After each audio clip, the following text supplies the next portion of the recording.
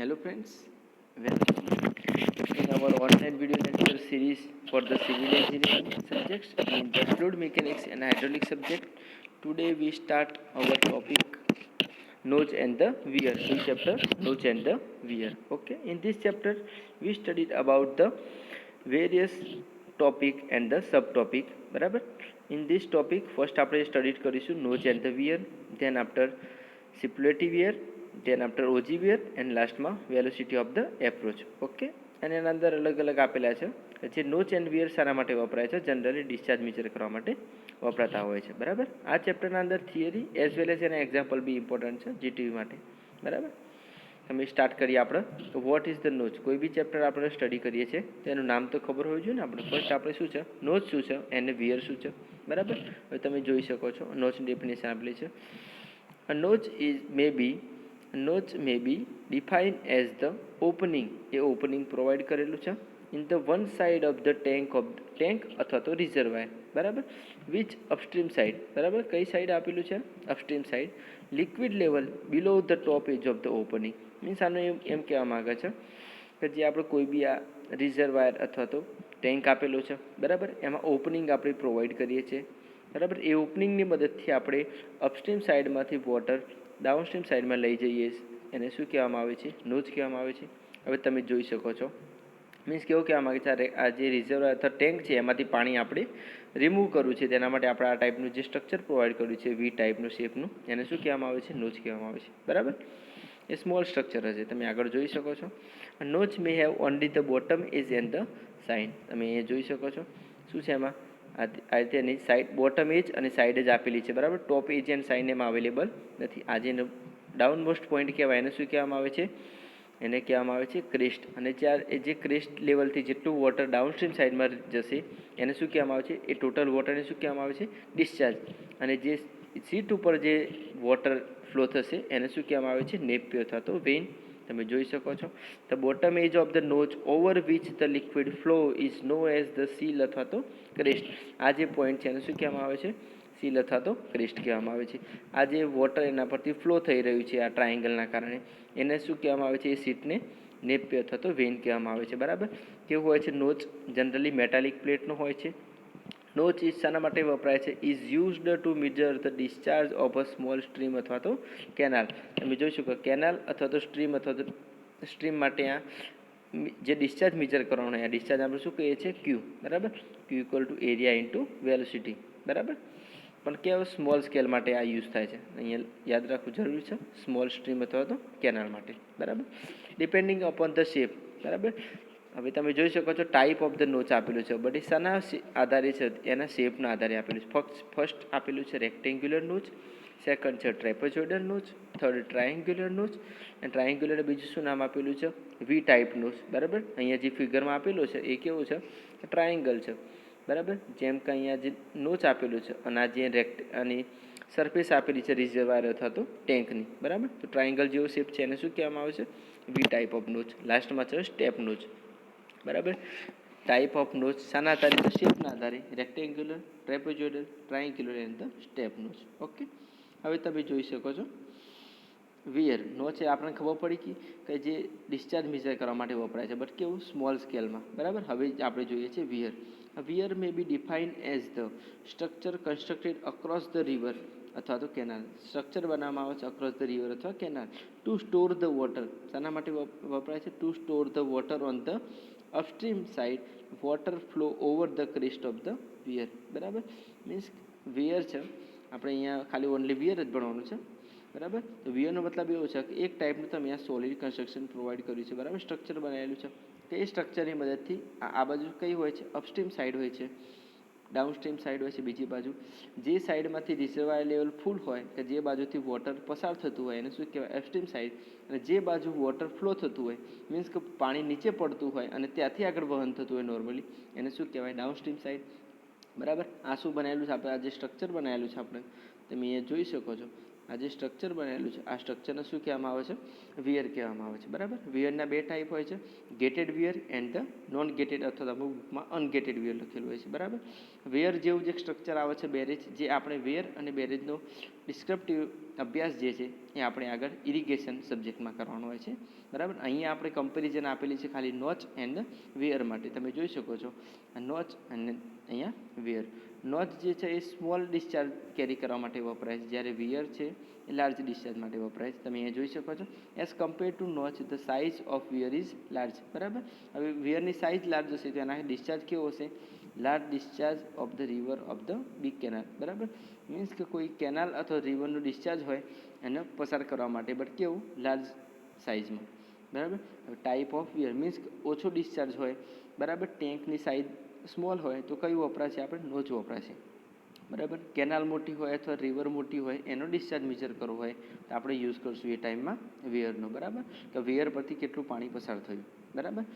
હવે તમે જો ટાઈપ ઓફ ધ વેયર, બરાબર. Type of the weir according to the shape. શેપના આધારે કયા ટાઈપ છે? એક તો રેક્ટેન્ગ્યુલર શેપ છે, બીજો છે Cipolletti weir. Then after and nature of the discharge, એનું ડિસ્ચાર્જનું નેચર કેવું છે એના આધારે. ઓર્ડિનરી વેયર કે નોર્મલી પાણી એમાંથી પસાર થતું હોય, બરાબર, એના ઉપરથી. બીજું છે સબમર્જ વેયર. સબમર્જ વેયર કોને કહેવાય? કે જે જગ્યાએ વેયરનું આ રીતે સ્ટ્રક્ચર બનાવેલું હોય, બરાબર, એ સ્ટ્રક્ચર પૂરેપૂરું સબમર્જ હોય જનરલી આ રીતે. જેમ જેમ વધારે પાણી આવશે એમ આગળ ફ્લો થતું જશે ડાઉનસ્ટ્રીમમાં, બરાબર. એ પૂરેપૂરું શું હોય? વોટરના અંદર સબમર્જ હોય. એનું બીજું નામ છે ડ્રાઉન્ડેડ વેયર. થર્ડ પોઈન્ટ છે according to the width of the crest, કે એની ક્રેસ્ટ જે છે, બરાબર. ક્રેસ્ટ કોને કહેવાય? જે ટોપ લેવલ હોય એને શું કહેવાય? ક્રેસ્ટ. ક્રેસ્ટની વિડ્થના આધારે બે ટાઈપ આપેલા છે, નેરો ક્રેસ્ટેડ, નેરો એટલે સાંકડી એટલે પાતળી, અને ધેન બ્રોડ ક્રેસ્ટેડ કે જેની ક્રેસ્ટ કેવી હશે? બ્રોડ હશે, બરાબર, થોડી મોટી હશે. According to the nature of the crest, બરાબર. ક્રેસ્ટનું જે નેચર છે, બે ટાઈપના ક્રેસ્ટના આધારે, એક તો વિડ્થના આધારે આપેલા છે, એમાં શું આવશે? Narrow and broad. સેકન્ડ છે નેચર ઓફ ધ ક્રેસ્ટ, એના આધારે આપણે શાર્પ ક્રેસ્ટેડ. સેકન્ડ છે ઓજી વેયર. મીન્સ શાર્પ ક્રેસ્ટેડમાં એવું છે કે જેની ક્રેસ્ટ છે એ શાર્પ બનાવેલી હોય છે આ રીતે, બરાબર, એનાથી વોટર ફ્લો થતું હોય છે. જ્યારે ઓજી વેયર હોય છે એ ઓટોમેટિક વોટર ફ્લો થતું હોય છે, ખાલી એની સરફેસ જે હોય છે એ થોડી એના એવી રીતે બનાવેલી હોય છે જેના કારણે ગ્રેવિટી વોટરનો ફ્લો થઈ શકે, બરાબર. અહીંયા ડિફરન્સ બી આપેલો છે, તમે જોઈ શકો છો. અહીંયા આપણે ઓલરેડી સ્ટડી કરી ચૂક્યા દરેક પોઈન્ટ, બરાબર. હવે તમે સેકન્ડ જુઓ છો discharge over the rectangular plate, બરાબર. આ થિયરી તમે જોઈ શકો છો જીટીયુમાં પૂછાયેલી છે, બરાબર. Discharge over the rectangular notch means કે કોઈ રેક્ટેન્ગ્યુલર નોચ આપેલું છે એના પરથી કેટલું ડિસ્ચાર્જ પસાર થાય છે, બરાબર. જીટીયુ માટે આ થિયરી કેટલી છે? ઇમ્પોર્ટન્ટ છે વેરી, બરાબર. અહીંયા તમે જોઈ શકો છો આનું ડેરિવેશન બી આપેલું છે સાથે, બરાબર. તમે અહીંયા જોઈ શકો એનું શેપ કેવું આપેલું છે? રેક્ટેન્ગ્યુલર ટાઈપનું શેપ આપેલું છે આનું, બરાબર. જે હાઇટ આપી છે એને આપણે સ્મોલ એચ કહીએ છીએ. આ જે આપણે સ્મોલ એક સ્ટ્રીપ માટે કેલ્ક્યુલેટ કરીએ છીએ, બરાબર, બરાબર. પછી લાસ્ટમાં એનું સ્મોલ સ્ટ્રીપના એરિયાથી આપણે એનું ઇન્ટિગ્રેશન કરી દઈશું તો પૂરેપૂરી હાઇટ માટે મળી જશે. પૂરેપૂરી હાઇટને આપેલી છે આની એચ, બરાબર. જે સ્ટ્રીપની હાઇટ છે એને શું કીધું છે? ડીએચ, બરાબર. એની સ્ટ્રીપ અહીંયા લીધેલી છે. આ ક્રેસ્ટ લેવલ આપેલું છે, બરાબર. હવે તમે જુઓ શું કહેવા માગે છે. ફર્સ્ટ આપણે કયા માટે વાત કરીએ છીએ? તો રેક્ટેન્ગ્યુલર નોચ માટે વાત કરીએ છીએ. તો કન્સિડર રેક્ટેન્ગ્યુલર નોચ, બરાબર. In one side of the tank over the water is the flowing. Rectangular notch આપણે લઈએ છીએ કે જેના પરથી વોટરનું ફ્લો થતું હોય. અહીંયા બધા પેરામીટર લખેલા છે. એચ શું છે? Height of the water about the crest, total height છે. એલ શું છે? લેન્થ આપેલી છે. સીડી શું છે? Coefficient of discharge. આ પૂરેપૂરું ચેપ્ટર અને મોસ્ટલી ફ્લુઇડ મિકેનિક્સના અંદર સીડીનો મતલબ શું થાય? કોએફિશિયન્ટ ઓફ ધ ડિસ્ચાર્જ, બરાબર. એના આપણે સ્મોલમાં કહીએ છીએ સી ઇન્ટુ સી અને નીચે હશે ડી, બરાબર. નાવ કન્સિડર હોરિઝોન્ટલ સ્ટ્રીપ. આપણે વાત કરીએ હોરિઝોન્ટલ સ્ટ્રીપ આપણે લઈએ છીએ, બરાબર. એની થિકનેસ આપેલી છે ડીએચ, બરાબર. એની ડેપ્થ કેટલી આપેલી છે? એચ ડેપ્થ અને ડીએચ એની થિકનેસ આપેલી છે. એનો એરિયા કેટલો થાય? આપણે area equal to length into width. Length L એ આપેલી, વિડ્થ કેટલી આપેલી છે? તો હાઇટ ડીએચ આપેલી છે, બરાબર. હવે આપણે ઓલરેડી અભ્યાસ ઇરિગેશનમાં બી આવે છે આ ઇક્વેશન. આપણે ભણવાનું આવશે કે વેલોસિટી જે theoretical velocity V theoretical equal to √2g into H. આ ઇક્વેશન આપણે યાદ રાખવાનું છે, બરાબર. ઓલરેડી આપણે આગળના ચેપ્ટરમાં અભ્યાસ કરશું આના વિશે. વી ઇક્વલ ટુ √2gh, બરાબર. આપણને શું મળી ગયું છે? એરિયા મળી ગયો છે અને વેલોસિટી મળી ગઈ છે. આપણે પહેલાં સ્ટડી કરી ચૂક્યા. ડિસ્ચાર્જનું ફોર્મ્યુલા શું છે? Area into velocity. હવે ધ્યાન રાખો, આ આપણે જે discharge over the rectangular notch, આપણે શાનું ઇક્વેશન ફાઇન્ડ કરવાનું છે? ડિસ્ચાર્જનું. બટ કયા સરફેસ માટે? તો રેક્ટેન્ગ્યુલર નોચ માટે. એ માટે આપણે શું કર્યું? પહેલાં રેક્ટેન્ગ્યુલર નોચમાં એક સ્ટ્રીપ લીધી આપણે. એ સ્ટ્રીપનું શું ફાઇન્ડ કર્યું? આપણે એરિયા ફાઇન્ડ કર્યું એલ ઇન્ટુ ડીએચ. હવે એની વેલોસિટી આપણને ફોર્મ્યુલા યાદ છે V equal to √2 into G into H. Area મળી ગયો, આપણે વેલોસિટી મળી ગઈ, એટલે સ્ટ્રીપ માટેનો આપણે ડિસ્ચાર્જ ફાઇન્ડ કરી શકશું કે એટલી સ્ટ્રીપમાંથી કેટલું ડિસ્ચાર્જ પસાર થશે. હવે જે ટોટલ હાઇટ માટેનું આપણે ઇન્ટિગ્રેશન કરી દઈશું આ સ્ટ્રીપથી, એને આપણે શું મળી જશે લાસ્ટમાં? ટોટલ ડિસ્ચાર્જ મળી જશે. શાના માટે? રેક્ટેન્ગ્યુલર નોચ માટેનું. બરાબર. આ જો જીટીયુમાં 4 માર્ક્સ અથવા 7 માર્ક્સમાં પૂછાય તો ફિગર ડ્રો કરવી કમ્પલસરી છે. બરાબર. હવે તમે જોઈ શકો છો ડીક્યુ શું છે? Discharge of the strip equal to CD into area into velocity. આપણે સીડી શું આવ્યું? આપણે એરિયા ઇન્ટુ આપણે યાદ છે Q equal to area into velocity, પણ સીડી શું આવ્યું? Coefficient of the discharge. હમણાં તમને સમજાવ્યું. બરાબર. કે આપણે કોન્સ્ટન્ટ એટલા માટે લઈએ છીએ ફેક્ટર ઓફ ધ સેફ્ટી માટે, કોએફિશિયન્ટ અથવા તો કોન્સ્ટન્ટ આપણે લખીએ છીએ એમાં કોએફિશિયન્ટ. બરાબર. સ્ટ્રીપનો ડિસ્ચાર્જ કેટલો મળ્યો આપણે? CD into L into DH into √2 into G into H. આની ઇક્વેશન આપી દેવાનું 1. બરાબર. હવે ટોટલ ડિસ્ચાર્જ ફાઇન્ડ કરવો છે આપણે. બરાબર. એની લિમિટ શું થશે? 0 to h. બરાબર. તમે જોઈ શકો છો આ સ્ટ્રીપનો આપણો ફાઇન્ડ થઈ ગયું છે. ટોટલ ડિસ્ચાર્જ ફાઇન્ડ કરવો છે આપણે. બરાબર. તો 0 આ 0 પોઈન્ટ છે અને અહીંયા ટોટલ હાઇટ કેટલી છે? h. બરાબર. અથવા તો આને 0 લો તો આટલી કેટલી એની ડેપ્થ છે. બરાબર. તો 0 to h એની લિમિટ આવી ગઈ છે. Means total Q total discharge equal 0 to h into આ ઇક્વેશન આવી જશે CD into L into DH into √2 GH. બરાબર. હવે આમાં સીડી છે શું છે? કોએફિશિયન્ટ એટલે કોન્સ્ટન્ટ છે, એને બહાર કાઢી લો. લેન્થ આમાં કોન્સ્ટન્ટ છે કેમ કે આપણે ઓલરેડી જાણીએ છીએ. બરાબર. √2g વેલ્યુ આપણને ખબર છે. જીની વેલ્યુ કેટલી છે? 9.81. √2g કેવું છે? કોન્સ્ટન્ટ. મીન્સ જેટલી કોન્સ્ટન્ટ હોય એ બધી વેલ્યુ શું કરવાની? આપણે બહાર કાઢી લઈએ છીએ. ખાલી અંદર આપણે શું થાય છે? હાઇટ ચેન્જ થાય છે. બરાબર. અલગ અલગ વોટર સરફેસ માટે શું થાય? વોટર સરફેસની હાઇટ ચેન્જ થતી હોય છે, અથવા તો ડેપ્થ કહેવામાં આવે વોટર સરફેસ માટે. બરાબર. તો એને આપણે ચેન્જ થાય છે, એને શું કહેવાય? એનું આપણે શું કરશું? આગળ ઇન્ટિગ્રેશન કરશું. બરાબર. ઇન્ટિગ્રેશન કરવામાં આવે તો h⁻1/2નું ઇક્વેશન શું થાય? h⁻3/2 ઓપન જ્યાં આવે છે બરાબર ઓપન 3/2. અહીંયા નીચે તમે જુઓ એ લખી લીધું છે. બરાબર. એની લિમિટ પુટ આઉટ કરી 0 and h. ફર્સ્ટ ટ્રાયમાં એચની જગ્યાએ પ્રોવાઈડ કર્યું કેપિટલ એચ, સેકન્ડમાં પ્રોવાઈડ કર્યું એચની જગ્યાએ 0. બરાબર.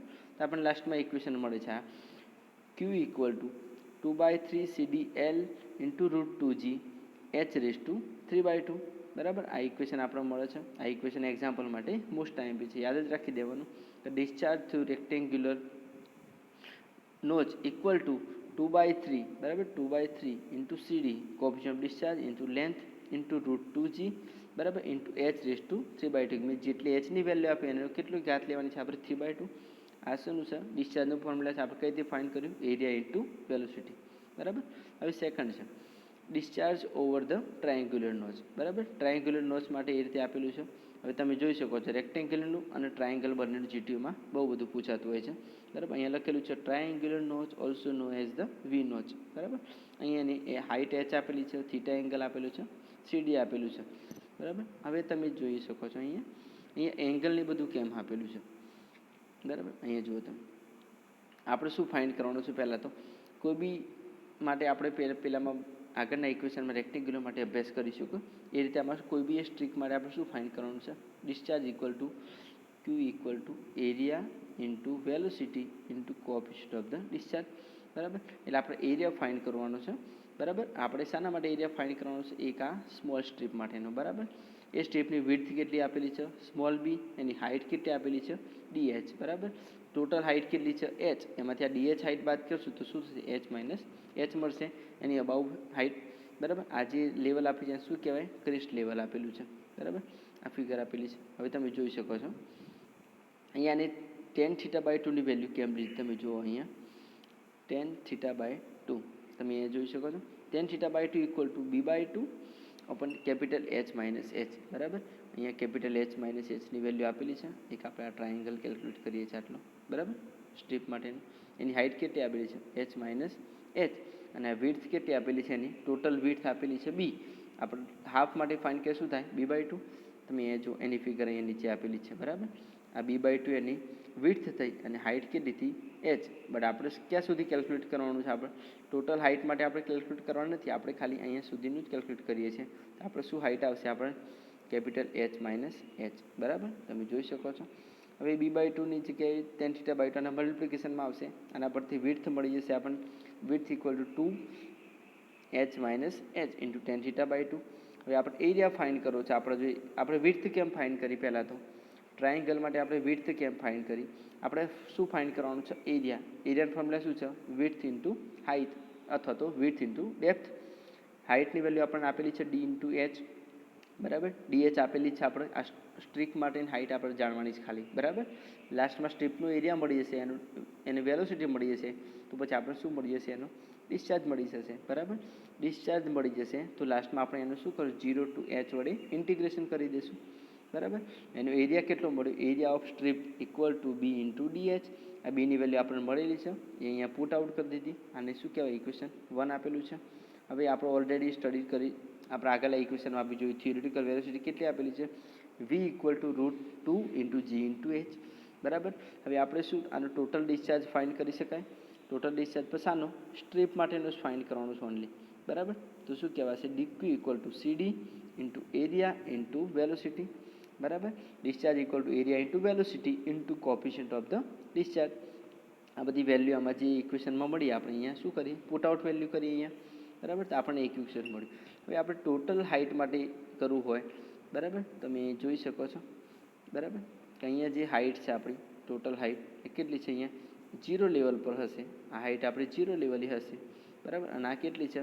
અહીંયા આપેલું જ છે, એચ હાઇટ આપેલી છે, બરાબર. તમે જોઈ શકો છો, બરાબર. તો આપણે એનું લાસ્ટમાં ટોટલ ડિસ્ચાર્જ ફાઇન્ડ કરવા માટે આપણું 0 ટુ એચ શું એનું ઇન્ટિગ્રેશન કરીએ છીએ.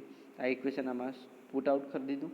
હવે આપણે આગળના ઇક્વેશનમાં જોયું એમ કે જે કોન્સ્ટન્ટ વેલ્યુ હોય અથવા તો કોફિશિયન્ટ એને શું કરીએ? આપણે ઇન્ટિગ્રેશનમાંથી બહાર કાઢી લઈએ છીએ, કેમ કે ચેન્જ થવાનું નથી. તો શું નહીં ચેન્જ થાય? સીડી ચેન્જ નહીં થાય. 2 ઇન્ટુ એચ માઇનસ એચ એ ચેન્જ થશે, કેમ? હાઇટ અલગ અલગ ટાઈમે ચેન્જ થતી હોય છે. ટેન થીટા બાય 2 ચેન્જ નહીં થાય, કેમ કે થીટાની વેલ્યુ સેમ જ હોય છે એક જ ટ્રાયેંગલ માટે. ડીએચ ચેન્જ થશે, કેમ કે શું છે? એ સ્ટ્રીપની ડેપ્થ આપેલી છે, હાઇટ આપેલી છે, ઇન્ટુ √2gh છે એ ચેન્જ થશે નહીં. મીન્સ કે આ જે ટોટલ પેરામીટર આપેલા છે એમાંથી ખાલી એક એચ માઇનસ એચ ચેન્જ થશે અને લાસ્ટમાં ડીએચ. આ બંને વસ્તુ ચેન્જ થશે એટલે આ બંનેનું આપણે શું કરવાનું છે? ઇન્ટિગ્રેશન કરવાનું છે. બીજી બધી વેલ્યુ શું કરીએ? આપણે અહીંયા બહાર કાઢી દઈએ છીએ, બરાબર, ઇન્ટિગ્રેશનમાંથી. હવે તમે જોઈ શકો છો ઇન્ટિગ્રેશન તો આટલું તો આવડવું જોઈએ, બરાબર. H minus H into H raise to 1/2 અંદર મલ્ટિપ્લિકેશન કરીએ શું થશે?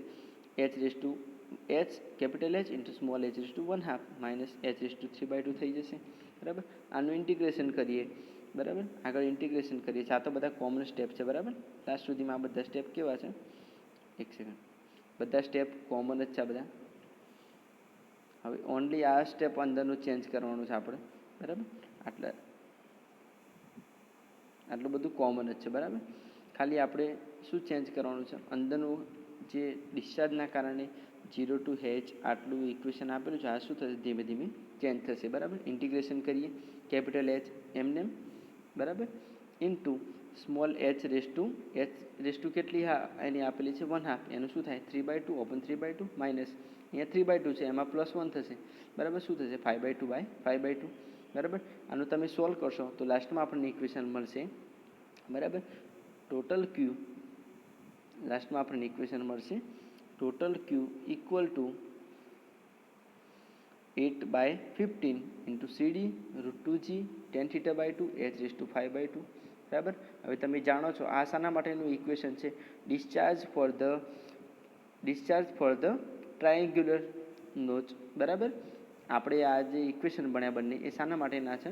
નોચ માટેના છે. પણ આ કેવી છે? ટ્રાયેંગ્યુલર નોચ માટેનું ઇક્વેશન આપેલું છે. આ રીતે કેવી હશે? ટ્રાયેંગ્યુલર નોચ હશે, બરાબર.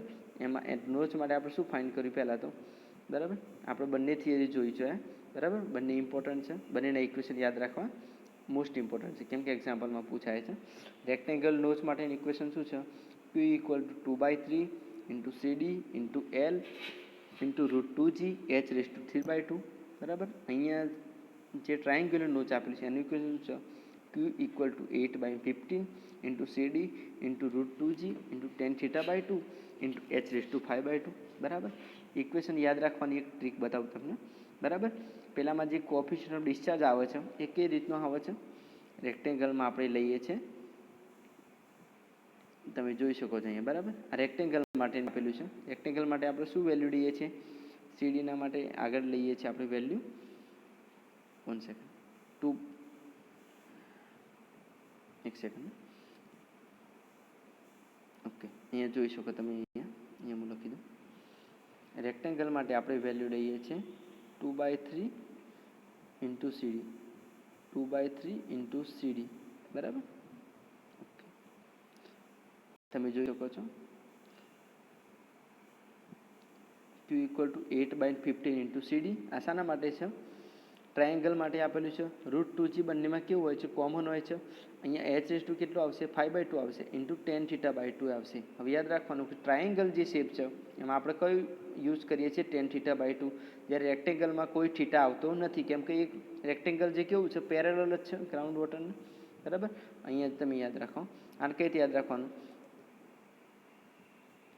બરાબર, 2/3 ઇન્ટુ સીડી, 2/3 ઇન્ટુ સીડી, બરાબર, into L into √2g h3/2, બરાબર. મીન્સ કે જે રેક્ટેંગલ માટે છે એમાં કેટલી ઘાત આવે છે? h3/2. ટ્રાયેંગલમાં આવશે h5/2, બરાબર. આનું કોફિશિયન્ટ કેટલું છે? 2/3 ઇન્ટુ સીડી, બરાબર. કોફિશિયન્ટ આપેલું છે આનું 2/3 ઇન્ટુ સીડી. અને પેલામાં કોફિશિયન્ટ કેટલું આપેલું છે? આપણે 8/15, બરાબર. તો આ બંને થિયરી મોસ્ટ ઇમ્પોર્ટન્ટ છે જીટીયુ માટે. હવે આ ચેપ્ટરનું આગળનું ચેપ્ટર છે આપણે નેક્સ્ટ લેક્ચરમાં સ્ટડી કરીશું. Okay, thank you.